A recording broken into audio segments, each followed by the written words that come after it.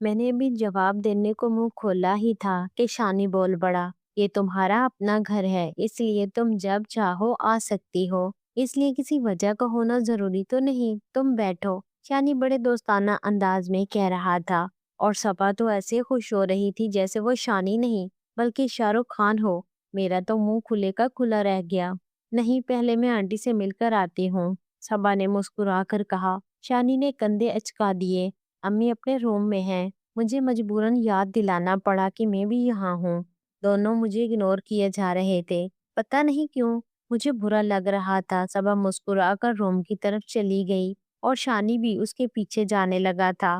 میں کمر پر دونوں ہاتھ ٹکائے اس کے سامنے کھڑی ہو گئی۔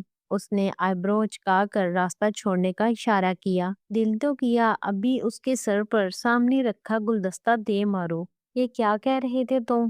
یہ اس کا اپنا گھر ہے؟ میں اسے گھورنے لگی کہ شاید اس کو کوئی شرم آ ہی جائے، پر وہ بھی سدا کا بے شرم تھا۔ ہاں تو اس کا اپنا ہی گھر ہے، ڈٹائی سے جواب دے کر وہ جانے لگا۔ میں نے ایک بار پھر اس کا راستہ روک لیا۔ کس حساب سے؟ میں نے چہرے پر مصنوعی مسکراہٹ سجا کر پوچھا۔ یہ گھر اس کی بیسٹ فرینڈ کا ہے، اس حساب سے یہ گھر اس کا بھی ہوا۔ اس نے اطمینان سے جواب دیا اور پھر غور سے میرے چہرے کو دیکھا۔ پر تم اتنا غصہ کیوں کر رہی ہو؟ شانی اپنی ٹھوڑی پر ہاتھ رکھے پرسوچ انداز میں مجھے دیکھ رہا تھا۔ میں گڑبڑا سی گئی۔ میری مرضی، میں جا رہی ہوں۔ میں نے منہ پھیر لیا تو وہ میرے سامنے آ کر کھڑا ہو گیا۔ اب کی بار وہ بہت سنجیدہ لگ رہا تھا۔ گھر چھوڑ کر؟ اس نے آہستگی سے کہا۔ اس نے اپنی ہنسی کنٹرول کرنے کی کوشش کی تھی جو کہ ناکام رہی۔ بھاڑ میں جاؤ شانی، میں گھر چھوڑ کر نہیں جا رہی، امی کے روم میں جا رہی ہوں۔ اس کا کہکا بے ساختہ تھا۔ میں اسے دھکا دے کر امی کے کمرے میں چلی آئی اور صبا کے ساتھ بیٹھ کر باتیں کرنے لگی۔ شانی کمرے میں آیا تو اس کے ہاتھ میں ٹرے تھی۔ شانی نے ٹرے ٹیبل پر رکھ دیا۔ میں تو حیران کن نظروں سے اسے دیکھ رہی تھی۔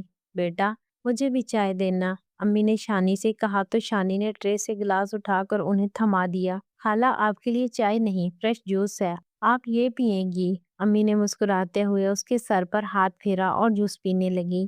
یہ چائے تم نے بنائی ہے شانی؟ صبا نے چائے کا سپ لے کر کہا۔ میں چائے کو دیکھنے لگی کہ کہیں کوئی گڑبڑ تو نہیں۔ چائے بہت اچھی ہے، صبا سپ لیتے تعریف کرتی، بہت بری لگی تھی مجھے۔ تھینک یو، شانی نے ہلکا سا سر کو خم کر دیا۔ تمہاری شادی جس بھی لڑکی سے ہوگی وہ بہت خوش نصیب ہوگی۔ صبا کو چائے میں نہ جانے کیا گھول کر پلایا تھا کہ وہ شانی کی گن گائے جا رہی تھی، اور یہ شادی کی بات کرنے کی کیا ضرورت تھی؟ بیٹا، تمہارے منہ میں گھی شکر، ویسے بھی میں شانی کے لیے لڑکی ڈھونڈ رہی ہوں، امی سے تو شادی کی بات پر بھی رہا نہیں جاتا تھا۔ شانی ایسے شرما رہا تھا جیسے وہ نئی نویلی دلہن ہو۔ میں دل ہی دل میں کوڑنے لگی۔ ہاں، جیسے ڈھونڈنے سے مل جائے گی، میں نے آنکھیں گھما کر جھل کر کہا۔ اسے چھوڑو، تم یہ بتاؤ تمہیں شانی کیسا لگتا ہے؟ امی صبا سے پوچھنے لگی۔ اس بات پر میں خود کو روک نہ پائی اور بے اختیار چیخ اٹھی۔ امی، یہ آپ میری دوست سے کس طرح کی بات کر رہی ہیں؟ میں اپنی جگہ سے اٹھ کر کھڑی ہو گئی۔ آنٹی مجھ سے پوچھ رہی ہیں، تم تھوڑی دیر کے لیے چپ رہو۔ صبا نے میرا ہاتھ کھینچ کر دوبارہ اپنے پاس بٹھا لیا۔ میں باری باری ان سب کے چہرے دیکھنے لگی۔ شانی چہرے پر سنجیدگی طاری کیے خاموش بیٹھا رہا۔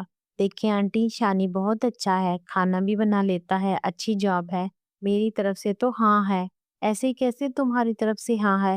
کوئی شانی سے بھی تو پوچھ لے، میں بھرائی ہوئی آواز میں بولی۔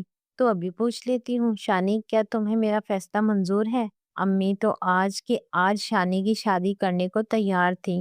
حالہ وہ کیا ہے کہ شانی کچھ کہتے کہتے رک گیا۔ ہاں، میری طرف سے ہاں ہے، مجھے کوئی انکار نہیں۔ شانی کا جواب سن کر مجھے صدمہ لگا۔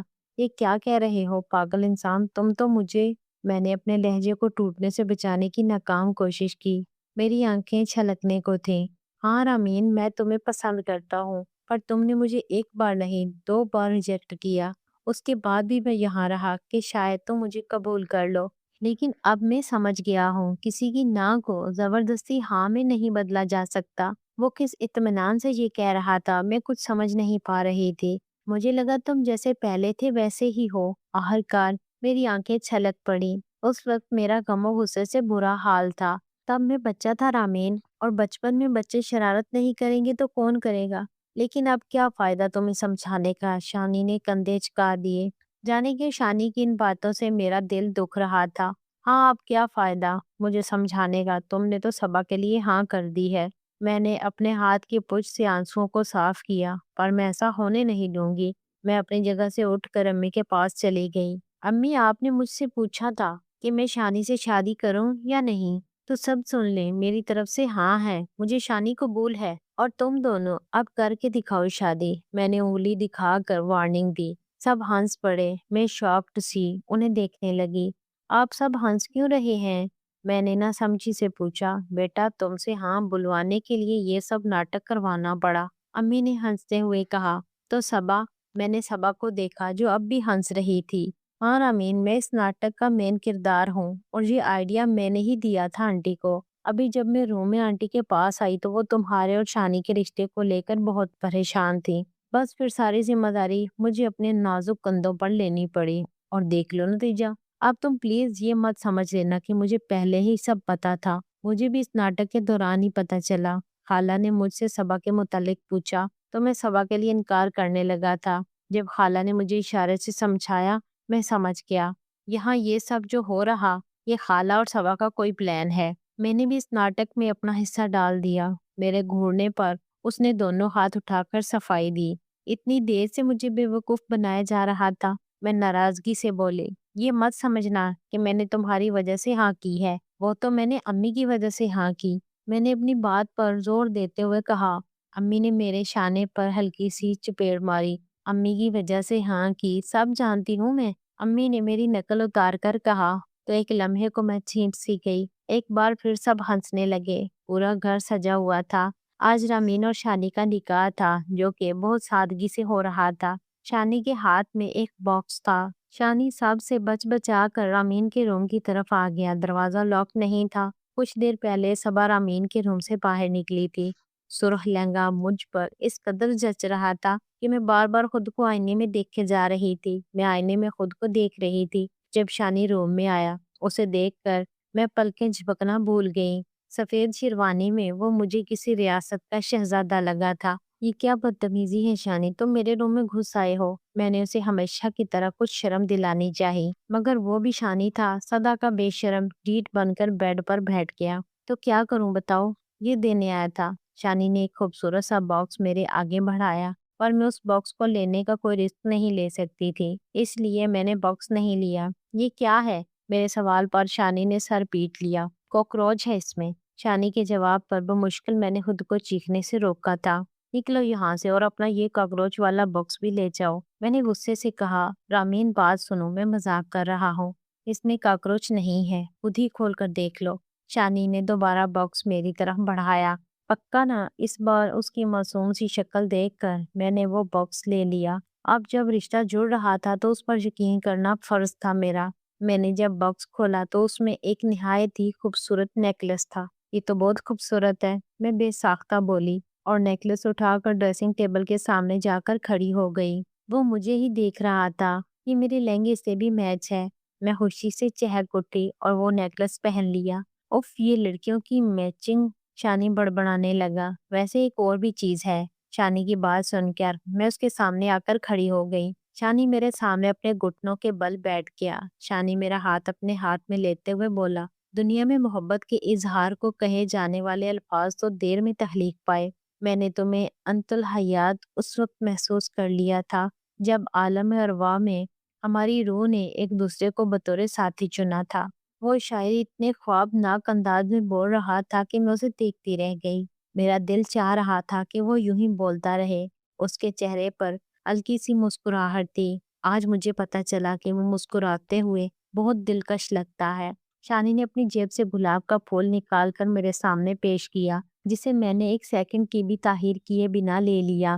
صبا کمرے میں آئی تو شانی کمرے سے چلا گیا اور میں ڈریسنگ ٹیبل کے سامنے جا کر کھڑی ہو گئی۔ سب تیاریاں مکمل ہو چکی تھی، مولوی صاحب آ چکے تھے۔ ہمارے درمیان موتی اور گلاب کے پھولوں کی دیوار سی بنائی گئی۔ ایک طرف شانی بیٹھا تھا اور ایک طرف میں بیٹھی تھی۔ نکاح شروع ہونے سے پہلے میں کچھ کہنا چاہتا ہوں خالہ سے۔ ہاں بولو بیٹا، امی نے محبت بھرے لہجے میں کہا۔ مجھے کچھ چاہیے، شانی نے بھی اسی لہجے میں کہا۔ मैं तो सोच में पड़ गई कि शानी क्या कहना चाहता है आखिर। आप शादी के बाद मेरे और अम्मी के साथ रहेंगी। वैसे भी कोई तो हो ना जो मेरी साइड ले। शानी बड़े लाड से बोला।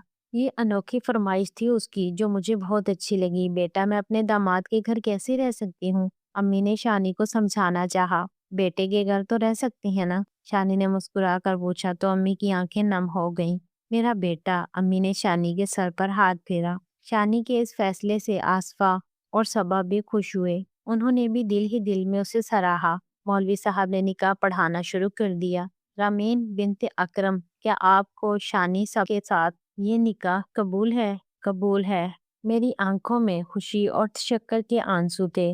जिंदगी की सारी मुश्किलें जैसे कहीं पीछे छट गई थीं। सारी थकावट शानी के साथ ने सुकून में बदल डाली थी। जिंदगी खुशियां लिए हमारे सामने खड़ी थी। शानी का हाथ थामे मैं जिंदगी की खुशियां समेटने चल पड़ी थी। अच्छे हमसफर का साथ इंसान को मुश्किल रास्ते में भी थकने नहीं देता।